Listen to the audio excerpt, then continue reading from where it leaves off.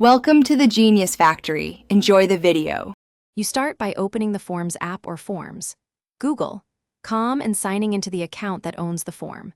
Once signed in, scan your list and tap the form you want to change. If you need a fresh form, tap the plus to create one. Make sure the editor loads fully before tapping any field. This prevents accidental lost edits. Next, tap a question to edit text or type. You're now inside the live editor and ready to modify the first elements. You can now change question types and structure to match your goal. Tap a question, pick a new type, and edit choices or answer validation. This controls how responses are captured. Once done, use the plus button to add images, videos, or a new section to break the form into parts.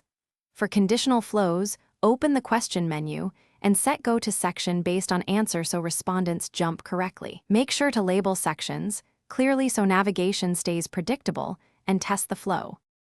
Finish by previewing the form with the eye icon and submitting a test response to confirm logic and required fields.